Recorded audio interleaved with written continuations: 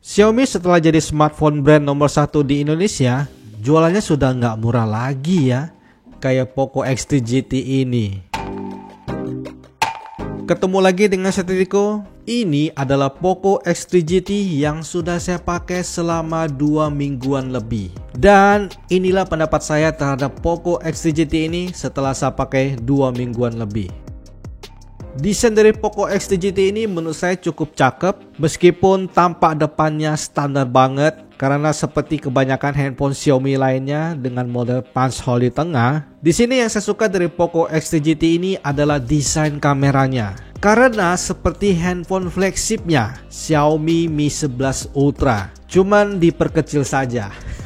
Unit yang saya beli ini warna hitam, dan di backdoornya ini tidak sepenuhnya berwarna hitam. Di bagian atasnya ini sedikit agak putih, jadi kesannya seperti ada gradasi dari hitam menuju ke putih. Cuman kenapa di backdoor warna hitam ini ada bintik-bintik mengkilapnya, dan menurut saya jadi aneh handphone ini. Tetapi untungnya rata-rata orang pakai handphone pasti dipakein case. Jadinya untuk bintik-bintik mengkilapnya itu ketutup, dan hanya tersisa desain kamera yang keren ini. Untuk ukurannya tidak terlalu bongsor Poco X3 GT ini. Kalau dibandingkan dengan Poco X3 Pro, dia lebih kecil sedikit dan lebih tipis. Juga lebih enteng Poco X3 GT ini. Makanya ketika digenggam menurut saya ini cukup nyaman. Cuman feel genggamannya ini tidak ada kesan premium di Poco X3 GT ini. Soalnya bahannya dari plastik ya, jadi feelnya biasa saja. Untuk displaynya menggunakan IPS LCD, resolusinya sudah Full HD Plus dengan refresh rate-nya mencapai 120 Hz. Untuk kualitas warnanya standar banget, tidak ada yang wah dari kualitas display dari Poco X3 GT ini. Ketika kita lihat harganya 4,4 juta, saya yakin pasti banyak yang komplain, kenapa tidak pakai AMOLED? Soalnya Redmi Note 10 biasa aja sudah bisa pakai AMOLED. Kenapa ini tidak? Apalagi ini brand Poco. Poco selalu bisa memberikan sesuatu yang wah dari harganya yang murah. Tetapi tidak kali ini dengan Poco X3 GT ini. Untuk kualitas layar sentuhnya tidak ada kendala sama sekali. Cukup responsif banget, tidak ada masalah aneh-aneh. Ghost touch, delay touch itu tidak saya temukan di Poco X3 GT ini. Untuk kecerahannya kalau dipakai di dalam ruangan ya pasti sangat aman sekali, cukup terang. Tetapi menjadi sebuah masalah ketika kita pakai di luar ruangan. Apalagi kalau terkena sinar terik matahari, langsung jadi redup layar dari Poco X3 GT ini. Jadi kalau teman-teman pakai di bawah sinar terik matahari ya teman-teman harus terawang-terawang dulu untuk memakai Poco X3 GT ini. Di sini menurut saya untuk perlindungan Gorilla Victus menurut saya ini agak sia-sia. Tetapi namanya ini sebuah marketing ya, pasti bisa menambah kesan wah. Menurut saya mendingan pakai Gorilla Glass 5 aja juga tidak apa-apa. Yang penting layarnya dibagusin. Kalau bisa pakai IPS-nya dari Mi 10T kan itu juga udah cakep banget. Ya kalau tidak minimal pakai AMOLED-nya Redmi Note 10 juga kita tidak bakalan komplain karena ada kata layarnya sudah pakai AMOLED. Jadi di sini menurut saya kekurangan dari Poco X3 GT ini satu poinnya ada di kualitas layarnya. Untuk performanya ketika kita lihat skoran tentunya mencapai 577.000, kita pasti pikirannya wah ini handphone yang sangat kenceng banget. Ya memang sangat kenceng banget ketika kita pakai untuk ngegame puluhan FPS.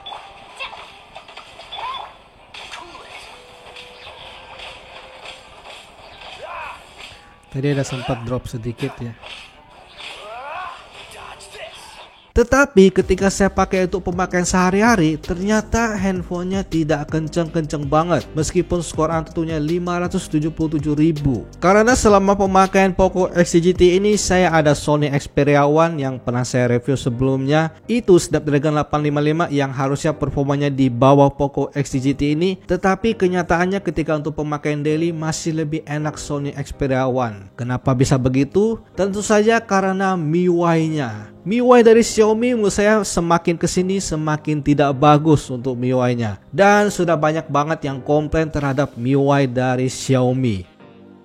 Untuk kameranya, Poco X3 GT ini menggunakan sensor OmniVision beresolusi 64 megapiksel. Untuk kualitasnya kalau kita tidak compare dengan brand lain, menurut saya ini sudah cukup bagus kualitas kamera dari Poco X3 GT ini. Ketika foto langit, foto bunga atau foto lainnya itu kualitasnya cukup bagus.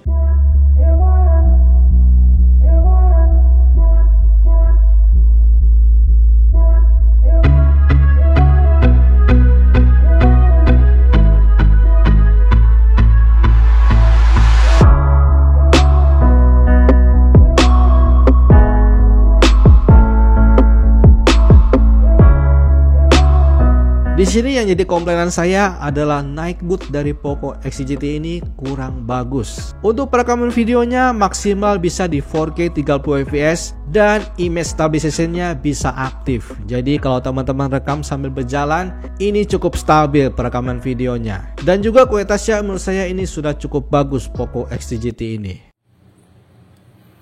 Ini adalah sampel perekaman menggunakan Poco X3 GT. Ini lagi di loteng.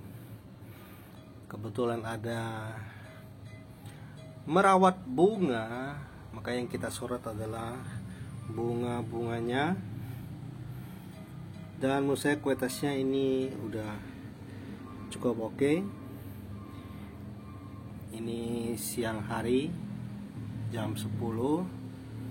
Cahaya matahari belum begitu kesorot ke sini, tapi emang di sini sangat terang. Fokusnya menurut saya udah mantap banget ini. Oke. Bisa teman-teman lihat fokusnya tuh.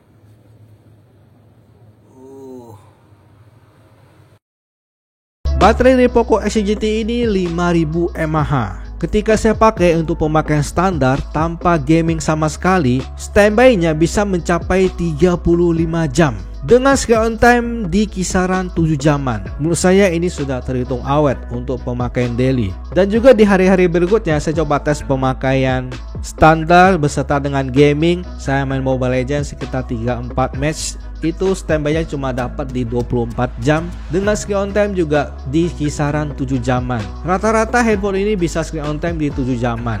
Dan menurut saya itu sudah terhitung bagus. Di sini yang jadi poin plus dari Poco X3 GT ini adalah fast charging 67 wattnya. Itu benar-benar kenceng banget. Saya ngecas dari low bat kisaran belasan persen sampai 100%. Itu tidak sampai 1 jam sudah penuh. Kisaran 50 menitan udah penuh. Jadi 67 wattnya itu real banget di Poco X3 GT ini. Untuk saat ini Poco X3 GT ini masih di MIUI 12.5.1. Belum ada update sama sekali sampai saat ini Poco X3 GT ini. Kalau MIUI teman-teman sudah pasti tahu lah yang sering pakai handphone Xiaomi. Fitur-fitur keren yang ada di Poco X3 GT ini adalah haptic feedback-nya. Itu vibrate-nya atau getarnya itu kualitas flagship guys. Sangat empuk banget. Jadi kalau teman-teman ngetik-ngetik itu sangat nyaman banget. Berasa kayak pakai handphone mahal. Dan fitur lainnya adalah speaker stereo, ditambah lagi sudah pakai Dolby Atmos. Jadi kalau nonton-nonton film itu wah, speakernya sangat mantap sekali.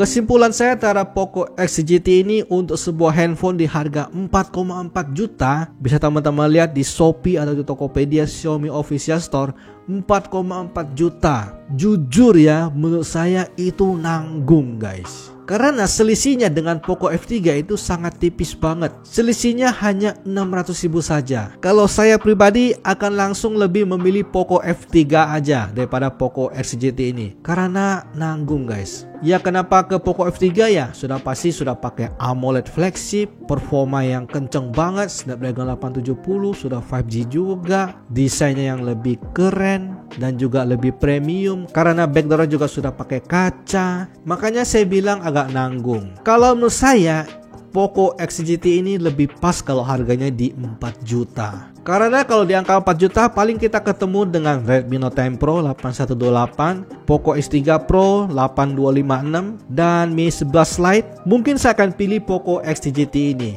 karena ada 5G-nya dan juga performa ngegamenya yang kenceng banget. Oke, tadi adalah pendapat saya terhadap Poco X3 GT ini setelah saya pakai 2 mingguan lebih. Terima kasih untuk teman-teman yang sudah nonton video ini.